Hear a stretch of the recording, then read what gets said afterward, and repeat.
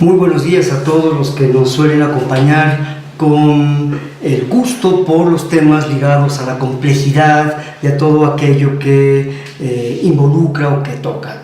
Ya aquí se han tratado decenas de temas de todo tipo. Pues bien, hoy vamos a tocar una temática particularmente interesante. Es una de las cosas que hace que la complejidad sea tan apasionante. Como vemos atrás de nosotros, el tema de la identidad de las hormigas. ¿Qué será eso y qué tiene que ver eso con la complejidad? Bueno, justamente para eso hemos invitado a dos amigos de la multiversidad que nos van a iluminar al respecto. Yo tengo aquí a mi izquierda precisamente al doctor Fernando Esponda Darlington, que es director de la Maestría en Ciencias en Computación en el ITAM, el Instituto Tecnológico Autónomo de México, profesor de tiempo completo e investigador del Sistema Nacional de Investigación, SNI, nivel 1. ¿Sí? Los campos de interés que les suelen mover, por lo menos así aparecen en su página de internet, son los sistemas adaptativos complejos y la seguridad de información. Digamos que como formación académica, él es ingeniero en computación por el ITAM, obtuvo su doctorado en computación por la Universidad de Nuevo México en Estados Unidos, hizo un postdoctorado en la Universidad de Yale, también en Estados Unidos. Actualmente él se encuentra investigando, aparte de su actividad docente, que vaya que comporta algo de investigación. Él hace investigación en lo que toca base de datos negativos, técnicas seguras para la recolección de información, etc. Tiene muy numerosas publicaciones en forma de artículos, así como participaciones en libros, capítulos, etc. ¿Sí?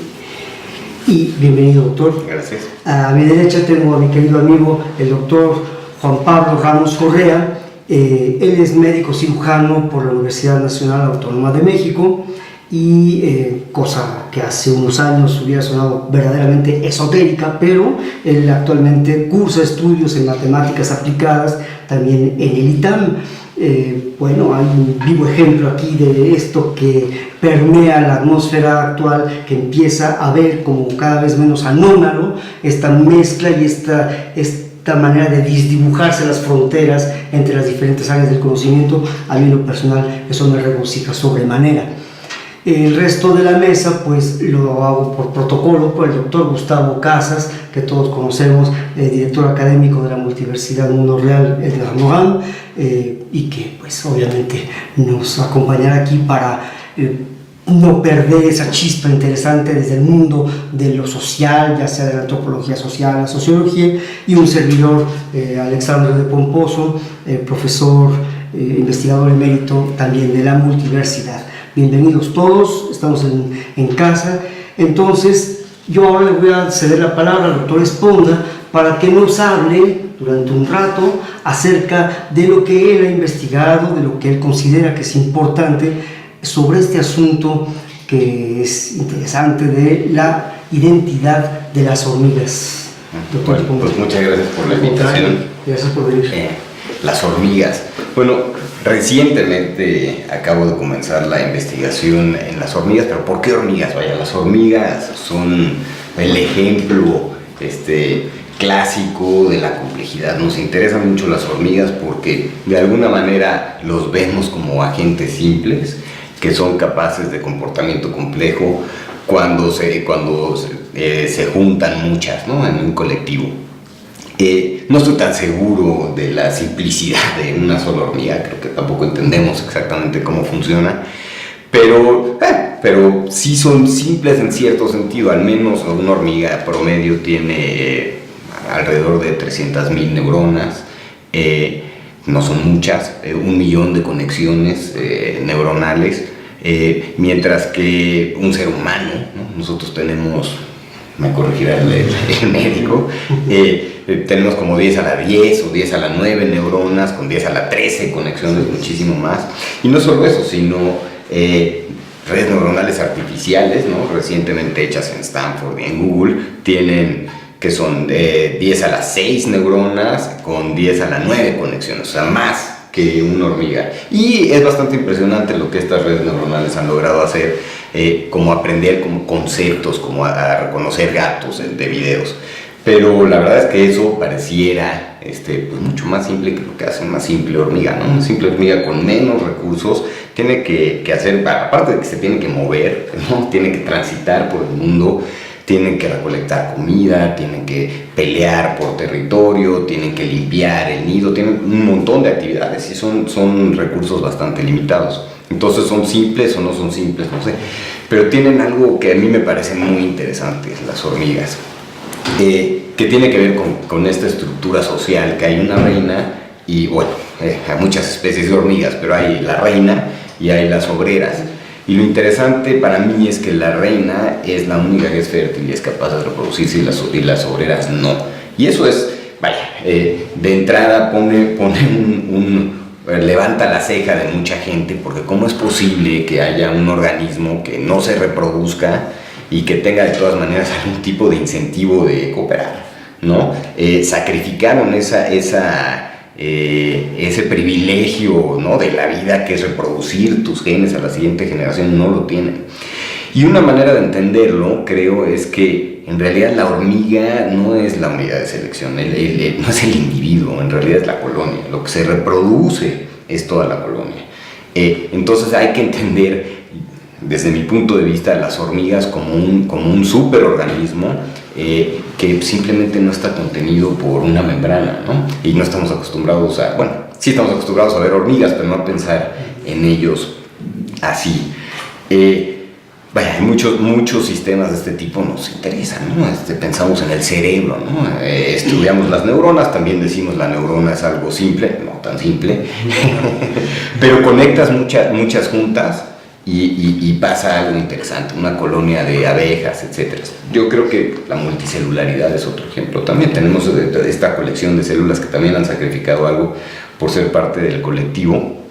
Y lo que tenemos al final es un comportamiento emergente, que le llamamos, y tenemos cosas como la inteligencia, y tenemos cosas como identidad, etcétera, que emergen de este actuar colectivo de los diferentes agentes. Eso es lo que nos gustaría entender, o lo que a mí me gustaría entender, cómo es que esto se da, qué clase de algoritmos están jugando ahí atrás, qué podemos aprender de ellos, ¿no?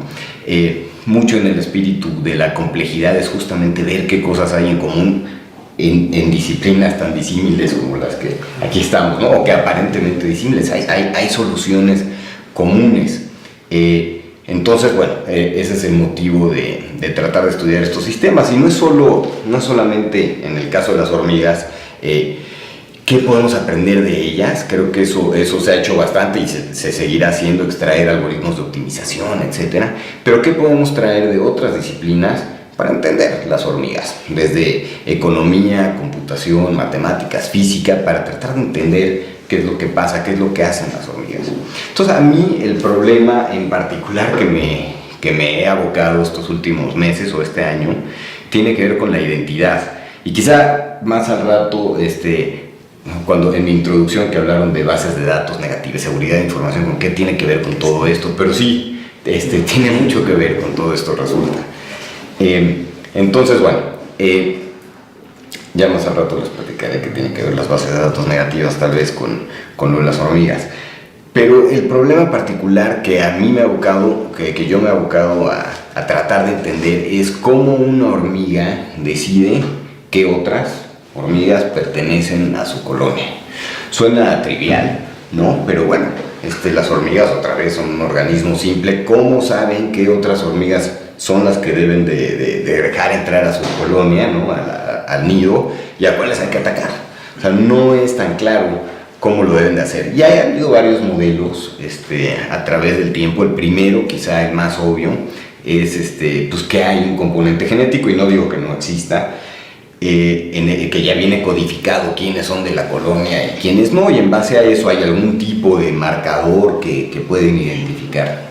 Déjenme nada más decir que las hormigas censan a las otras hormigas para determinar la identidad, eso creemos, mediante ver qué químicos se llaman hidrocarburos cuticulares que tienen en la superficie. Entonces censan eso y en base a eso deciden quién pertenece o quién no pertenece, y quién sabe qué tantas otras cosas hagan con eso.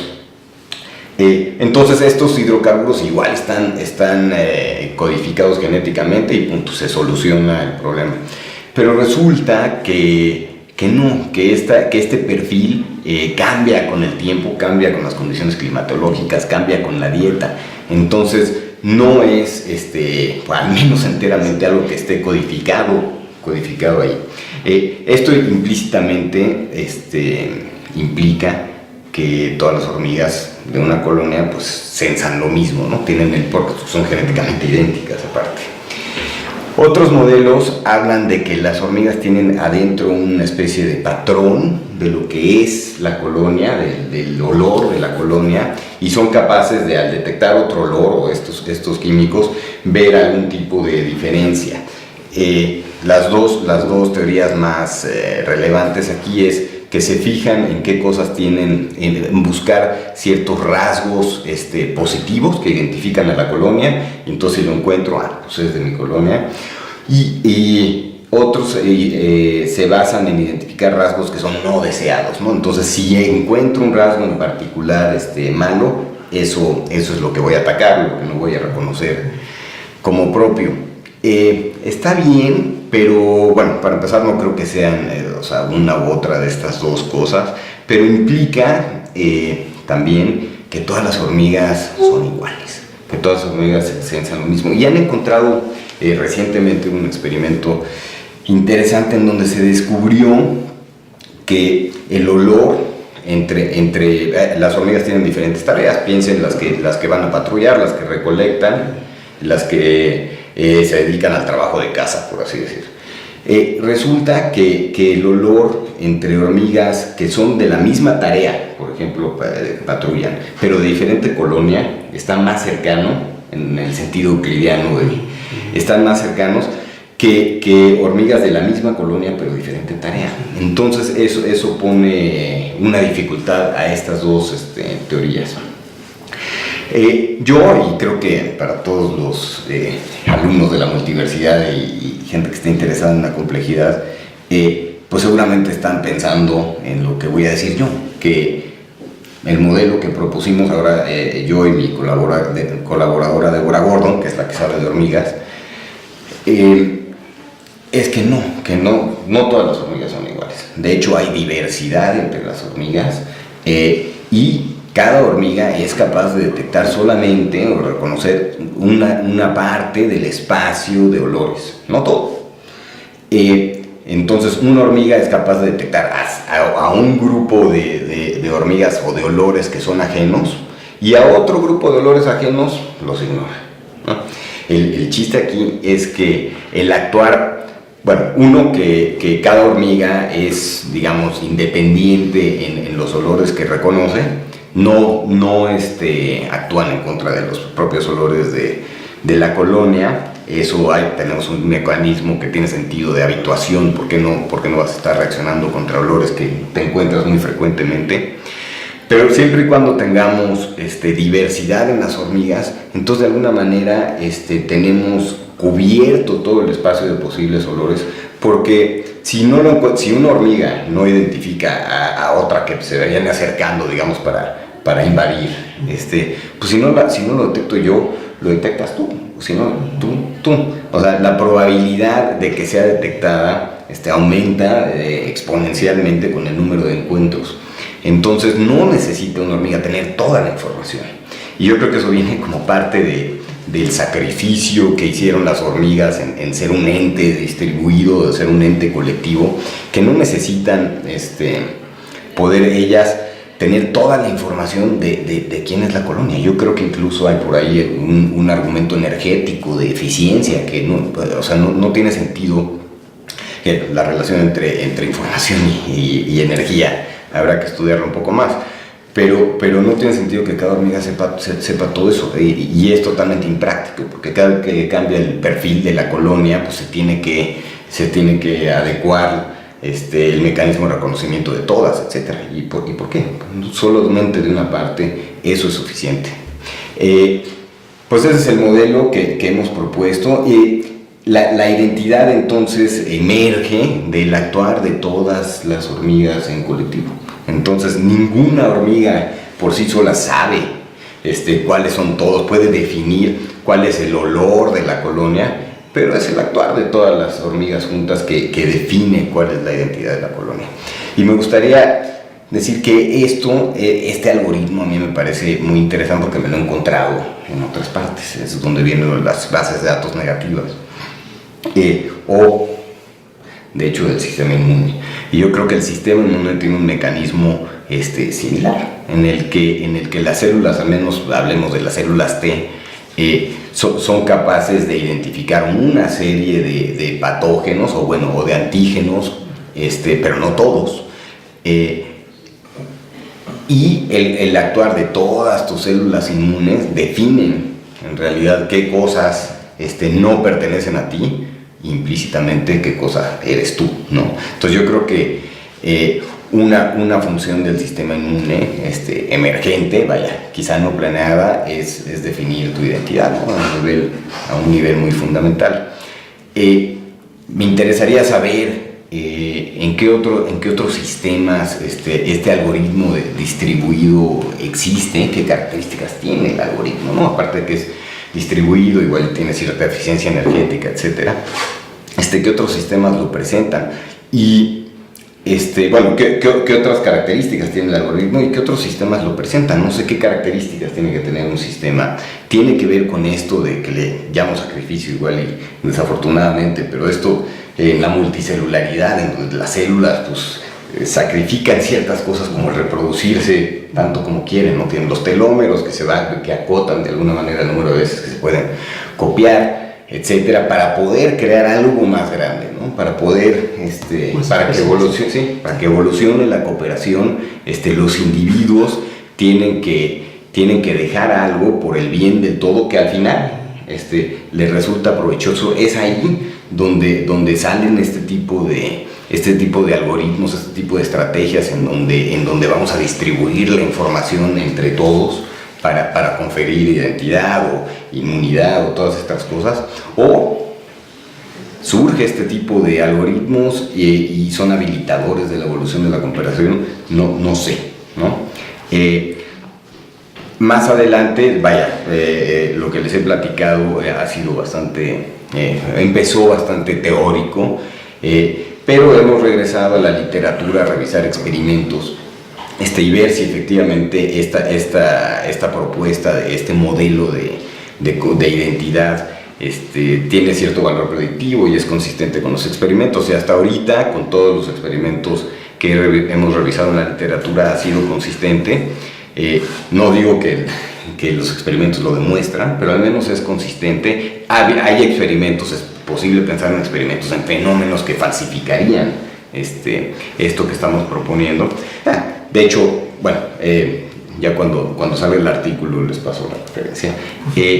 Pero falta hacer más experimentos. No hay muchos, es curioso, pero no hay muchos experimentos de hormigas que sigan a una hormiga en su trayecto en encuentro. Siempre, no una hormiga es como cualquier otra. Y pues no, yo creo que sí hay las hormigas, aunque son genéticamente idénticas, tienen cierta identidad, cierta cosa que las distingue de las otras, al menos en esto del espacio que pueden reconocer. Entonces no es lo mismo, no puedo cambiar una hormiga por otra porque reconoce un espacio diferente.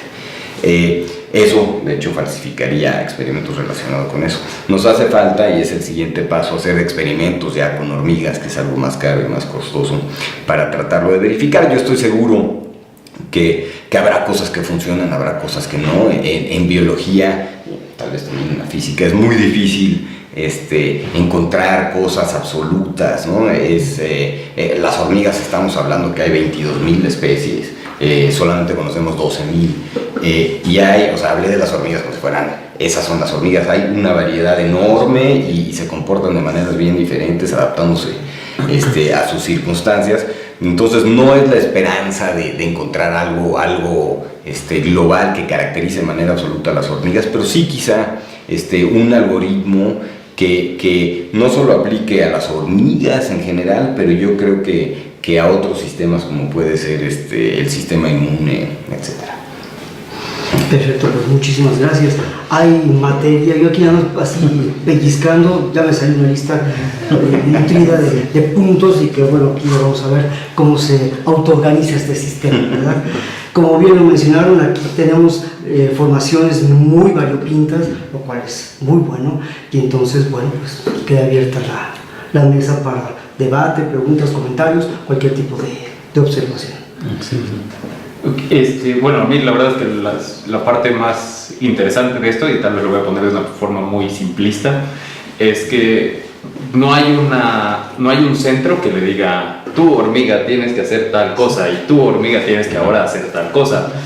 Eso pasa exactamente igual en el sistema inmune, no hay como un centro de control donde haya tal y tales cuestiones, y finalmente hay una serie de reglas y que lo sigue, cada uno lo va a seguir, y gracias a ese conjunto de reglas que tal vez son muy simples, o esperemos que sean simples para que no sea tan difícil luego estudiarlas, se llega a construir algo mucho más grande, ¿no? Pero aunque sí hay comunicación y debe haber comunicación entre las hormigas, entre el sistema inmune, no hay un control central, ¿no? Y eso es algo que de hecho estábamos platicando. Sí.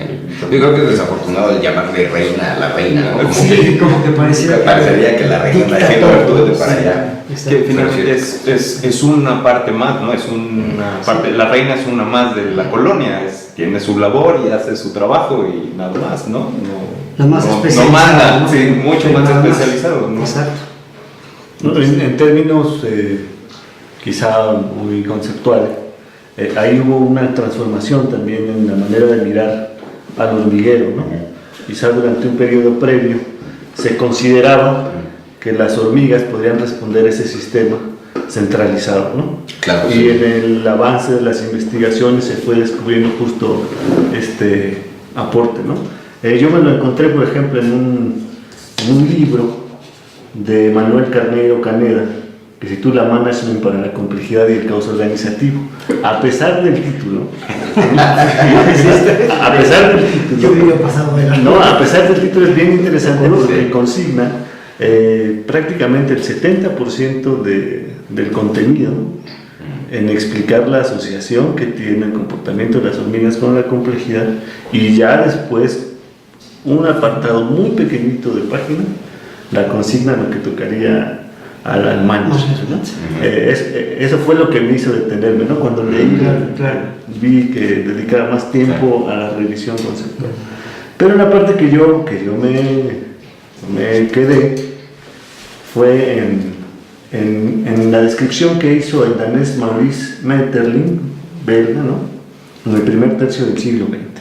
Y justo lo que se constata es eso, desde su descripción un tanto biológica y literaria, su concepción es centralista, es decir, todo está diseñado para que respondan a una entidad superior, y esa entidad superior está encarnada en la reina, ¿no? Y posteriormente se va a hacer el argumento sobre el que va a tirar para decir, existen otras apreciaciones, otras investigaciones que terminan diciendo que esta idea no es tal cual, no se constata tal cual.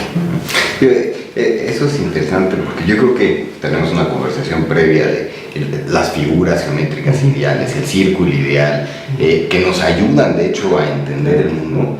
Yo creo que la idea del centralismo es una de estas idealismos que usamos entelequias, no son entelequias. Sí, pero que nos sirven para entender el mundo, y pensamos en una organización también en donde está el jefe nuestra, en donde está el jefe y luego están los subordinados, y pensamos, nos dicen cuál es la organización de la empresa y nos presentan eso, y hay muchos estudios antropológicos que vaya, la organización de la empresa no es esa. Claro. La empresa se autoorganiza de una manera bien diferente a las secretarias y los amigos y enemigos, etcétera, y hace que la empresa funcione, y no es este organismo que nosotros pintamos, el organigrama aquí como este arbolito.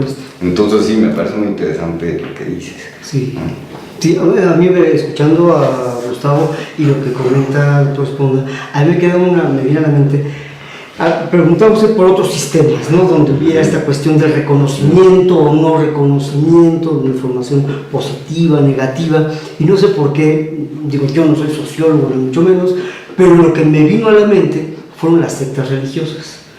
Las sectas religiosas tienen mucho de eso. Es decir, hay un personaje, eso sí, que es el que lanza toda la cuestión y todo, pero llega un momento en que el personaje ya se hace a un lado, ¿no?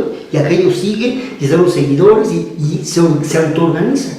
Y son celdas y demás, y hay este asunto de reconocimientos y no reconocimientos, y bajo muchas formas, no voy a entrar en detalles de eso, pero quiero decir, probablemente lo que llamamos esos términos que son todos de origen antropológico, reconocer, decidir, etc. Bueno, cuando digo yo, la molécula de insulina decide, la molécula no se sienta en un sillón y a pensar, o sea, pero bueno, pero hacemos esas proyecciones una y otra vez, y habría que empezar a preguntarse, para ir a fondo, qué significaría la decisión de una molécula, ¿sí?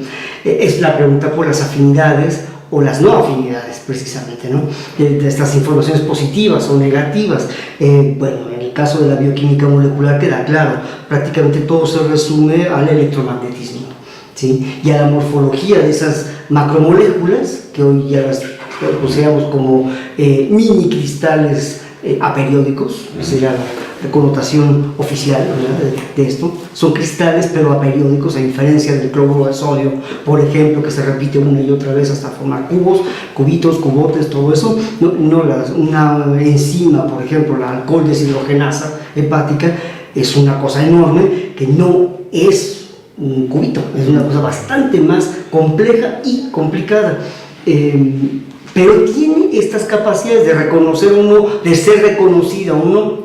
Entonces, pareciera que el juego es toco, pero no me tocas, o no me tocas, pero toco, alguna cosa de este estilo, ¿no? Entonces, no sé, a mí me parecería que es hora, justamente, lo exige la misma complejidad del pensamiento complejo y la transdisciplina, de empezar a ver qué tan factible es traducir todos estos términos a diferentes áreas.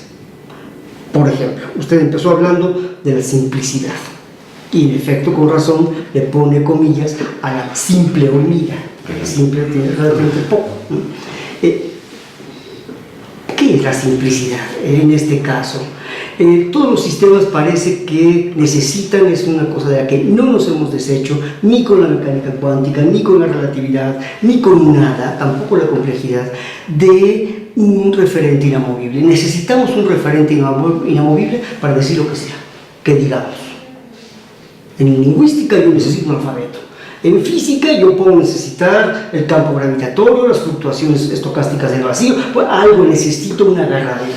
¿Cuál sería la agarradera en este caso? ¿De simplicidad y complejidad? No, es decir, el sistema de las hormigas tiene un referente, debe tener un referente. ¿Quién es el referente o cuál es el referente? Bueno, ¿es el espacio? ¿Qué es?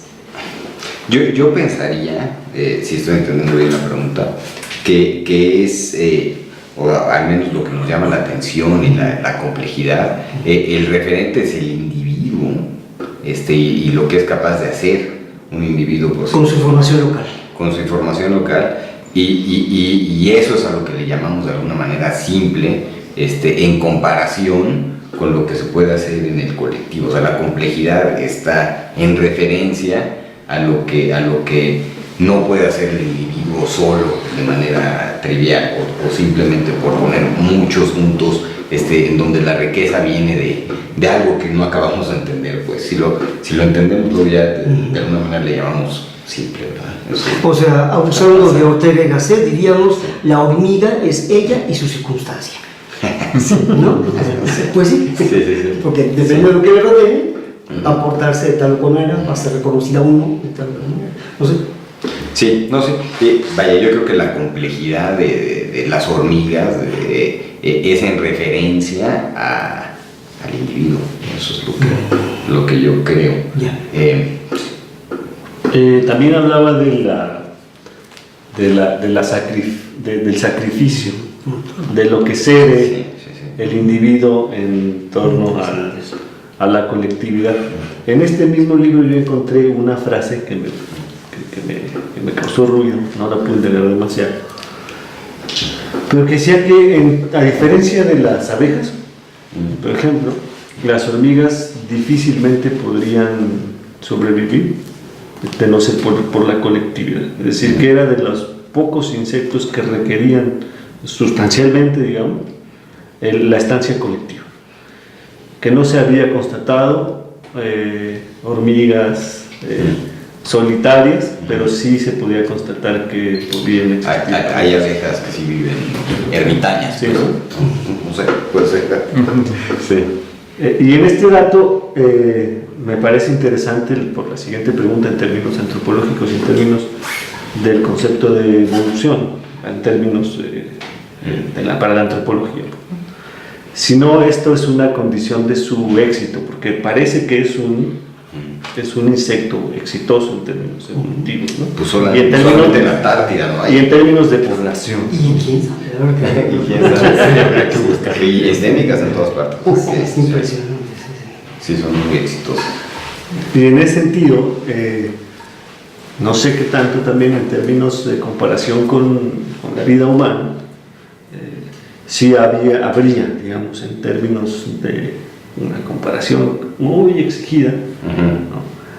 Una parte del éxito en sacrificar algo en términos de la colectividad constantemente, ¿no? Es decir, las sociedades humanas, las que se llegaron a denominar primitivas en su momento, tienen un régimen importante de sacrificar por la colectividad, de ceder individualidad para pertenecer al colectivo, ¿no? Ese pudiera ser un pequeño antecedente, quizá habría que investigarlo, indagarlo, del otro posible éxito de la vida social humana, ¿no? Sí puede ser que, vaya, los seres humanos algo sacrificamos, supongo, para vivir en sociedad, y luego todo este concepto de la especialización, que no es un sacrificio, fue una palabra desafortunada, pero no se me ocurrió otra.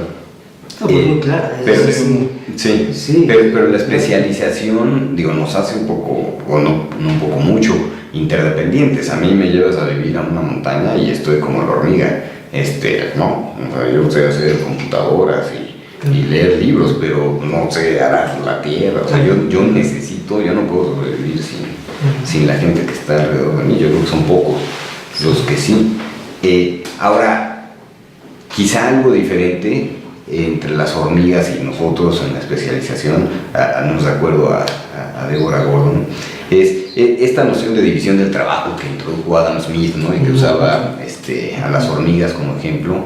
Pues en realidad en las hormigas no hay evidencia en realidad de que haya división del trabajo, en el sentido de que la división del trabajo implica especialización y que te vuelves mejor en el trabajo que haces. No hay evidencia de que las hormigas se hagan mejores en recolectar por recolectar más.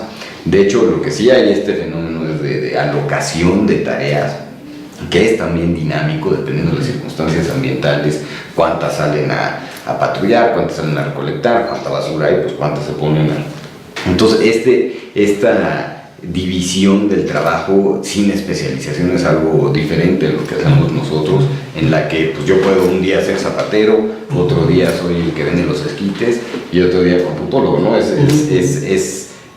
Hay como un nivel ahí un poco distinto. Bueno, somos una sociedad sí que es más compleja que las hormigas, ¿no? Pero sin duda hay relaciones ahí, y que nosotros sacrificamos y que hemos dejado de ser individuos independientes, tal vez nunca lo fuimos, tal vez ningún organismo lo es, ¿no? Pero pues tampoco podemos vivir sin los demás. Claro, ahí hay otro punto interesante, porque pensando en el cuerpo humano, por ejemplo, ¿no? El cuerpo humano, se ha hablado del sistema inmune, en efecto es hipercomplejo el sistema inmune. Estaba yo aquí reflexionando sobre el papel del complemento, por ejemplo, en términos de esto, y dije mejor ahí lo dejo porque es una cosa realmente bizantina, una cosa terrible.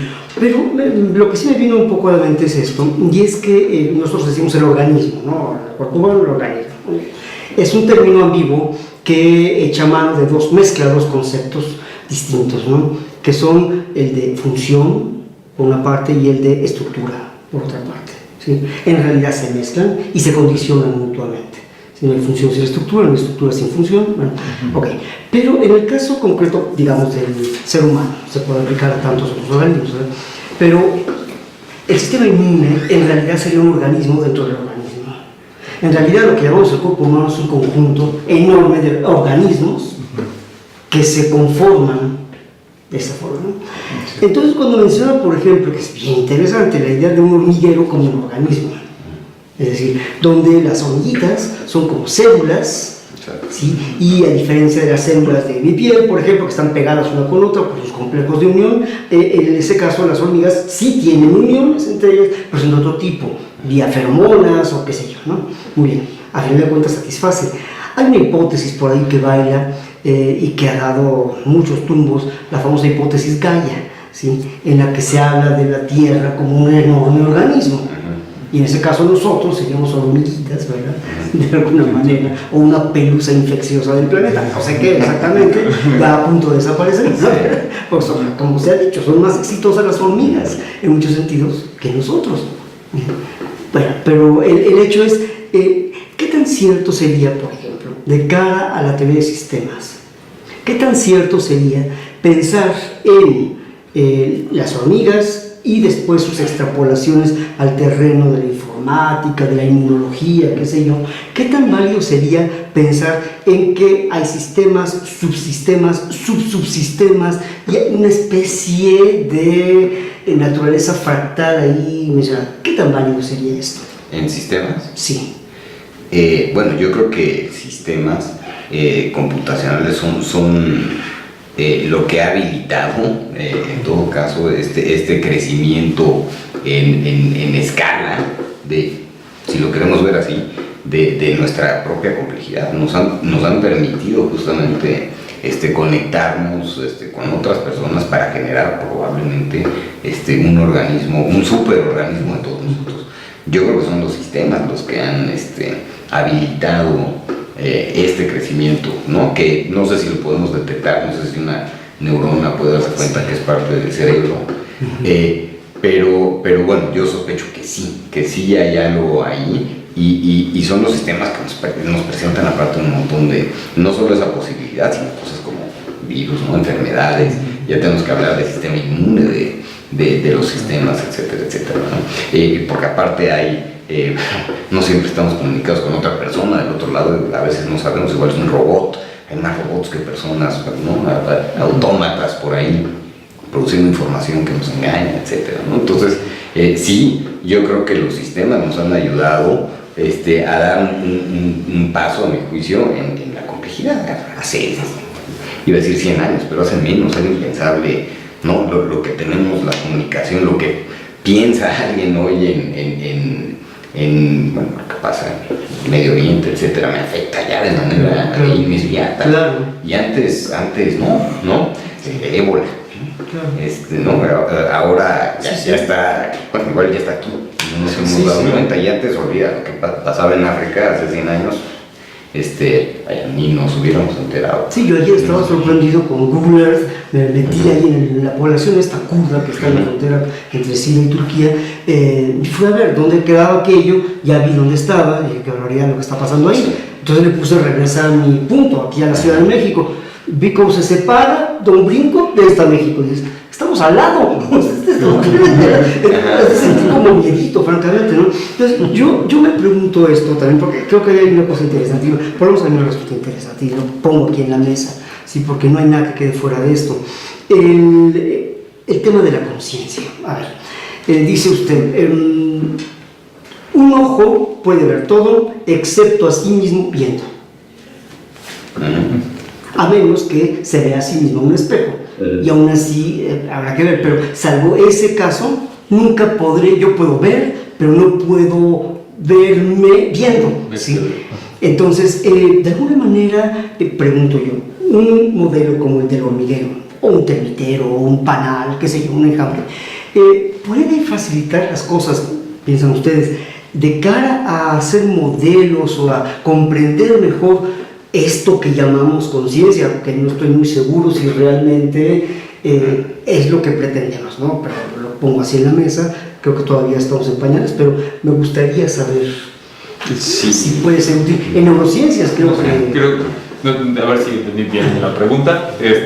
Lo que es más bien el hecho de que yo como soy parte del organismo, de la comunidad, no voy a poderme estudiar como tal, ¿no? Entonces, o qué tan cierto va a ser el estudio de mi propia persona, ¿es así la pregunta? Sí, o sea, tu conciencia de ti. Sí, la conciencia. Sí. Digo, porque yo puedo ver las hormigas y tal vez sí las puedo estudiar, finalmente son ajenas a mí. Ya, pero pareciera que una hormiga en concreto no es capaz de saberse parte de un hormiguero. Pero el hormiguero podrá dar Pero cuenta el de que está hecho hormiguero, de hormigas. Exactamente. Sí.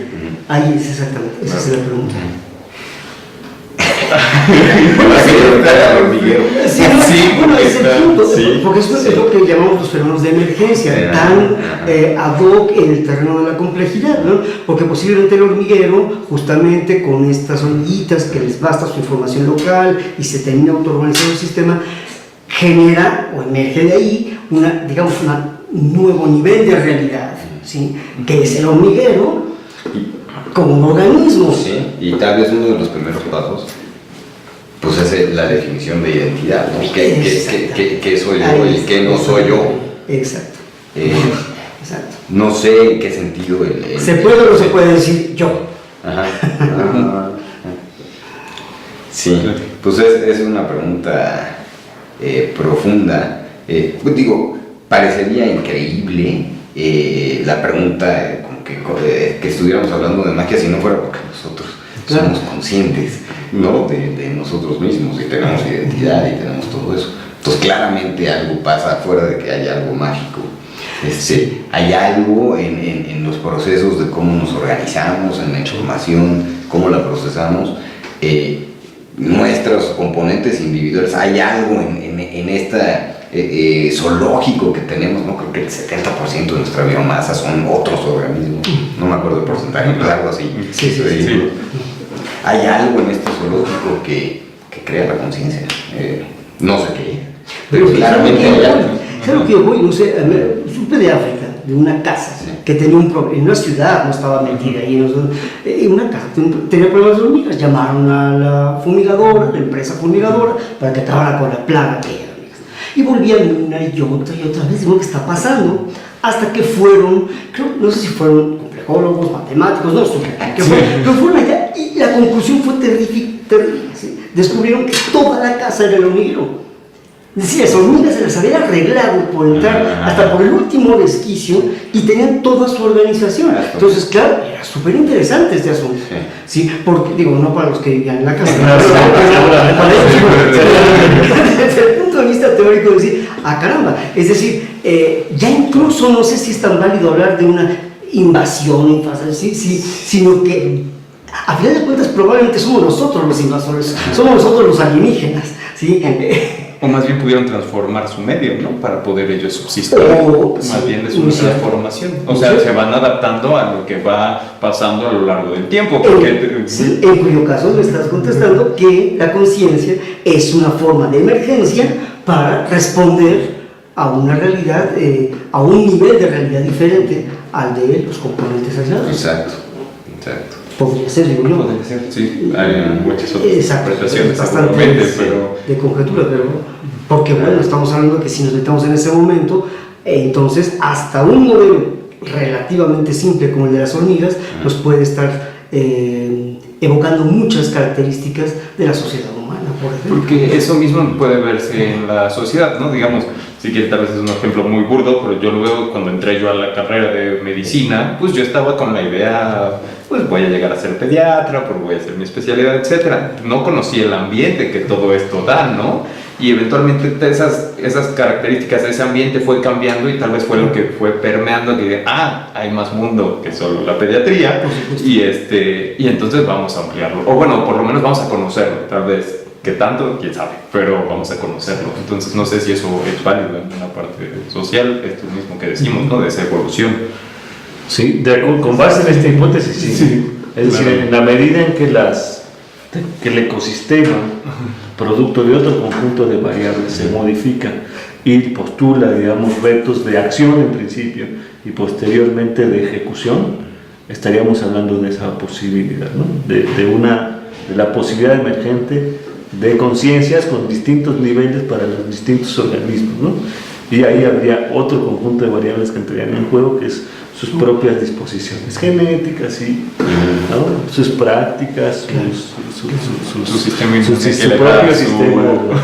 Pero muy interesante. Claro que sí. Muy interesante en términos de condiciones, de lo que implica hablar de las condiciones ecosistémicas, ¿no? Claro. O de las relaciones ecosistémicas. Bueno, un hecho constante en el mundo de los seres humanos es que si hay dos grupos de personas, incluso vale para individuos separados, pero digamos, pensemos en dos grupos de personas que tienen un modelo sobre algo, pongamos, sobre la muerte, tienen una idea de la muerte, diferente los dos grupos, muy bien. Y cuando se enfrentan uno al otro, el hecho de que no coincidan en un punto de esa naturaleza que es tan fuerte, hace que el uno quiera acabar con el otro. Sí. Es lo que hacen las guerras santas y todo esto de fanatismos y cosas así, ¿no? Entonces, es decir, yo pregunto esto porque creo que ahí también hay otro asunto de enorme relevancia, que vale también para los sistemas físicos, ¿sí? ¿Cómo, vuelvo a lo mismo, cómo sabe un sistema qué estructura seleccionar? ¿Sí? Si yo tomo una caja de Petri y pongo una capa pequeña, muy delgada, de aceite, y le pongo, digamos, pequeñas hojuelas para visualizar las corrientes, y caliento desde abajo el sistema, o lo enfrío desde arriba, la configuración de las ceras de convección que se van a dar ahí va a depender enormemente, pues casi totalmente, de la forma del sistema. Es decir, no va a ser igual si la caja, el recipiente es circular o si es rectangular. Puede formar rollos o puede formar celdas hexagonales. Es decir, que a pesar de que los individuos se bastan con información local, hay una propagación de correlaciones desde las condiciones de frontera en el espacio y en el tiempo del sistema como un todo que repercuten en lo local. Es decir, uno cree que se basta con su información local y no es totalmente cierto. No sé cómo, pero penetra hasta ahí la información que viene de distancias a las que yo no podría llegar. Sí. Pero en todos los sistemas pasa eso. O sea, ¿qué condiciones tiene que tener un sistema para que percole, para que se... Pues eso no está totalmente determinado, pero sí se sabe que eso, el momento en el que juega un papel crucial, ese hecho de la información de la frontera, es cuando el sistema se ve forzado a ir más allá de lo que sus condicionamientos le permiten definirse. ¿Sí? Entonces, por ejemplo, el agua, cuando va a cambiar de estado líquido a estado gaseoso, tiene que modificar, y si antes de ser gas cada zona del fluido se bastaba con su información local, de pronto se da una propagación bestial de información que hace que de un punto a otro se dé una coherencia y el sistema en ese momento cambia. La temperatura es lo que está promoviendo esta... En este caso, más que la temperatura, el gradiente de temperatura, ¿sí? Me acuerdo cuando su plática en el ITAM, que tuve el enorme gusto de asistir a aquella vez del evento que se organizó allá hace unas semanas, le comentaba yo que en algún momento leí, en los primeros que dieron paso sobre esto de las termitas y las hormigas allá en Bruselas, se hablaba de golpes de estado y de cambios totales del sistema, cuando las condiciones eran tales que ya el sistema no podía pervivir como era. E incluso la reina, caput, y entonces entraba otra reina, se hacía algo, pero era un movimiento coherente del todo, no era una cosa local, era una cosa completa, ¿sí? Incluso mencionó usted casos, por ejemplo, como el de un incendio forestal en el que el hormiguero está en peligro, el conjunto huye y se forman estos puentes impresionantes de hormigas para que pasen por encima de ellas todo el resto del hormiguero y tratar de salvar lo más posible de la comunidad. Estos son comportamientos que a mí me resultan, aparte de impresionantes, me resultan muy ilustrativos acerca de esto que es propiamente lo que nosotros entendemos como evolución, y donde en efecto la complejidad, lejos de ser una entidad conceptual, fija, ahí, predeterminada, por el contrario, muy por el contrario, ¿sí? Es algo suficientemente maleable, adaptable, ahí viene la adaptación, por eso me interesa su opinión, a nuevas condiciones, inesperadas además. Sí. Además inesperadas, no podemos hablar de una programación, ¿sí? Yo por eso creo que incluso el sistema inmune en un momento dado puede fallar. Por supuesto. Y vaya que falla. Y vaya que falla. Es autoinmune. Exactamente. Si me permite regresar tantito, o sea, me viene a la mente algo que igual es una locura, pero hablando de las condiciones de frontera y del comportamiento emergente, me viene ahorita el recuerdo de cuándo he experimentado yo esto, cuándo he tenido conciencia que soy parte de algo más grande, en un concierto. En un concierto de rock, en el que estás hasta adelante y de repente hay un movimiento que pues no hay nadie que lo esté controlando y sientes que estás siendo parte de un organismo más grande. Dicen, y no lo controlo yo, ni el junto, ni nadie, y se está transmitiendo la información de la orilla para acá. Impresionante. Y me acuerdo cuando estuve ahí, que fue justamente en Nuevo México, y dije, esto es emergencia de alguna manera. O sea, yo era una parte de eso y me daba cuenta de lo que estaba pasando, pero no lo podía controlar. Por supuesto. ¿No? Vaya, eso es un concepto de rock, pero... sí, pero claro que es interesante, ¿no? Y ahí está dado, pues, justamente porque estamos muy pegaditos y hay una fuente de energía externa, digamos, la música, y pues alguien baila así y otro baila así, y eso ocasiona que nos empezamos a mover de cierta manera, como uno solo. Bueno, es que es un hecho que eso sí está probado neurocientíficamente, que si un pianista, por ejemplo, está ejecutando una obra X, y yo lo estoy escuchando, y se da esta imagen clásica del pianista toca una pieza musical y yo la escucho. Eso es extremadamente simplista. La realidad es mucho más compleja. Es decir, no solamente aquel toca una pieza que yo escucho, sino que en realidad a través de la música él ejecuta mi escucha. Es decir, el escucha es un instrumento que es ejecutado por la obra musical. Y de ahí que vibre, de alguna manera, no sé si la palabra es correcta, pero vibre, es decir, hay una comunicación, y vaya, como todos lo hemos experimentado, ¿verdad? Donde el sistema límbico, ¿verdad? Se da, pero un super festín, porque vibra y depende de qué música y la persona, y su idiosincrasia, cultura, etc. Pero vaya que sí, cuando esto se da en un grupo donde hay cientos o miles de personas, pues yo sí no temería en hablar de una especie de resonancia en donde definitivamente, aparentemente, hasta el principio de la conservación de la energía queda violado, y sin embargo, pues no debe ser así.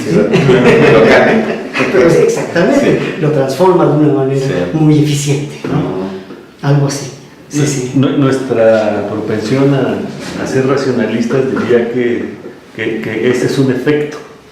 Pero justo ese efecto vivido y comprendido en estos términos, no más que analizado, comprendido en estos términos, sí nos coloca a la idea de que si decimos que los animales actúan instintivamente, es mucho más consistente el que uno, con una experiencia como esta, entre en cuenta de la relevancia de estas variables, ¿no?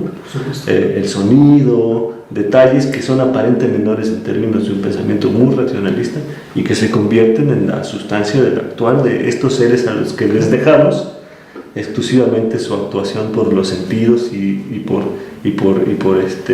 motivaciones que consideramos primarias, ¿no? O primitivas. Y a mí me parece interesante, me parece un ejemplo muy bueno al final.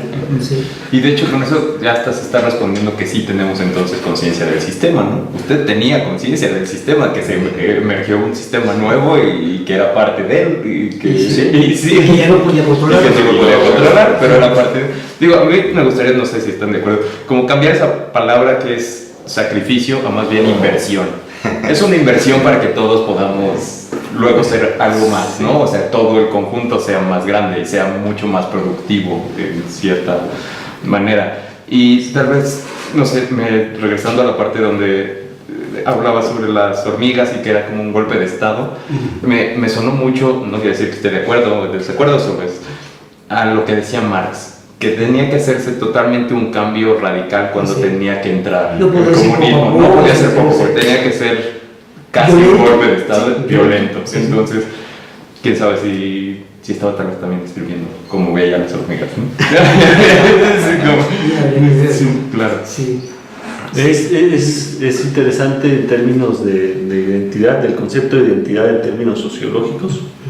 Lo hago a propósito, pero es que regresamos a los aportes de la investigación, pero para mezclar algunas cosas sociológicas a raíz de lo que acaba de mencionar. Justo me parece que el ideal de una sociedad perfectamente organizada, centralizada, controlada, se filtró también por la imagen de las hormigas, entre otros animales, ¿no? Pero uno de las metáforas al que le gustó, ¿no?, a los sociólogos y a la gente que las miró, fue justo esta posibilidad de cederles a las hormigas la idea de la perfección en su comportamiento sin notar esta otra parte que es la que la complejidad está aportando, los vacíos en la capacidad de cada uno de los individuos para poder generar, ¿no?, esta organización, no la perfección ni la centralidad, ¿no?, sino esta clase de organización, ¿no? Y termina revelándose pues hasta en películas, ¿no?, y debates sobre hacia dónde debemos ir nosotros en términos sociales, ¿no? La imagen de las hormigas fue muy exitosa en los términos de que parecía que todas hacían algo en favor del hormiguero y que ninguna dejaba de hacer algo ahí, ¿no? Entonces había que ir en contra de los parásitos, de los flojos, ¿no? Cuando también, a decir aunque son pocas, a decir de quienes han estudiado, también existe una actitud parasitaria en algunos seres dentro de las hormigas, ¿no? Bueno, nuestro ojo no alcanza a ver cuáles, y señalarlos y castigarlos. Y anomalías como las marabuntas, ese tipo de fenómenos en donde sí, aparentemente algo se dislocó y el sistema se disparó. Y no se queda confinado. Hay un asunto de fronteras ahí precisamente, se traspasan las fronteras y hay, en fin, hay una cuestión que tiene que ver pues, con la ecología, ¿no?, la cuestión del equilibrio y del desequilibrio, ¿no? Pero bueno, ahora sí que digamos ya yendo hacia la estreta final, como se dice en música, ¿verdad? Es algo interesante, a mí me deja realmente sorprendido cómo un sistema como el de las hormigas, que está a la vista de todo el mundo, ¿sí?, nos puede llevar o nos puede permitir comprender, no digo que todo, nada, podríamos decir que es una panacea, pero nos puede llevar a comprender muchas cosas de la complejidad, del comportamiento complejo, ¿no? No sé qué relación hay entre esto y el comportamiento de la bolsa de valores. Debe haber relaciones ahí. Por supuesto, porque la bolsa de valores últimamente sigue también ciertos patrones de comportamiento similares, ¿no? Ya, obviamente las variables son de otra naturaleza, pero hay una cosa que es realmente muy sorprendente, ¿no? Comentábamos antes de esta charla, decía yo, cuando allá en Bruselas yo fui un poco a regañadientes a aquella charla de economistas, yo dije, ay, yo físico, ¿qué tengo que hacer aquí, no? Bueno, pues me llevé la gran sorpresa, ¿sí?, de tener que tragar mis palabras, cosa que es un ejercicio que me gusta mucho hacer y que lo hago con frecuencia, ¿sí?, de decir, caramba, esas ecuaciones que maneja este economista, obviamente con otro significado, pero la forma matemática es prácticamente idéntica a lo que yo estoy trabajando al describir la gran mancha roja de Júpiter. Pregunto, casi en raya la metafísica, pero estaríamos hablando de que probablemente, no digo que las hormigas tengan la clave, pero que a final de cuentas nos están revelando elementos estructurales de la realidad que permea todo, sea la bolsa de valores, sea la economía, sea la física, sea el sistema inmune, sea lo que sea. Bueno, esa es la esperanza. Casi tenemos esa. Sí. Es el referente al que yo me refería hace un rato. Igual eso es lo que necesitamos, creer en que la realidad es única. Sí, pues eso bueno, es diferentes discursos. Exactamente, diferentes discursos. En que la realidad es única, sí. Bueno, pues sí, que la realidad es única, no estoy seguro, pero al menos entre diferentes realidades igual hay un hilo conductor, no lo sé. Exacto. Yo sí creo que las hormigas son una oportunidad para entender cosas de otros sistemas, claro, justo por estas ideas de complejidad, justo porque la naturaleza encuentra soluciones, los problemas no son todos diferentes, nada más están aplicados a diferentes contextos.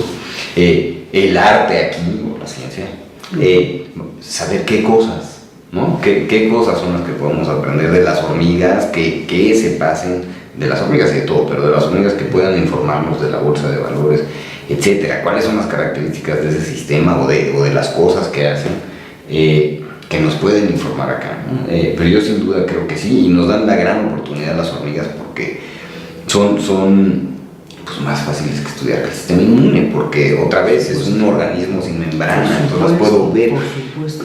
Ver qué está pasando dentro de la colonia, eso todavía no lo podemos hacer bien, pero yo creo no está tan difícil imaginar. Pues ya hay, ¿no? Estos vidrios con sus areneros ahí, Sí, y ya se ven todas las hormigas. Sí, ahí. pero creo que no les gusta eso mucho a las hormigas. Sí, y aparte les quito una dimensión. les quitas una dimensión, Sí. entonces, ¿no? Pues sí. Pero bueno, es posible imaginar, ya meten Claro, camaritas, claro. o sea, es mucho más fácil que ver, que investigar el cerebro, Sí, o que investigar sí. porque están ahí y las podemos ver en el patio de la casa y algo puedes aprender ahí. Entonces ahí está la oportunidad. Y digo, las abejas también, pero esas pican, ¿no? O sea, las hormigas también, pero Sí, ¿no? Y no claro. vuelan, ya que eso es una, bueno, Sí. o pocas vuelan. O pocas vuelas, sí, creo que sí existe. Entonces sí, yo creo que sí, yo tengo esa esperanza y sí, el presupuesto, sin duda, el axioma de que pues, la realidad es única, porque si no, ¿cómo avanzamos? Sí, Doctor, no sé si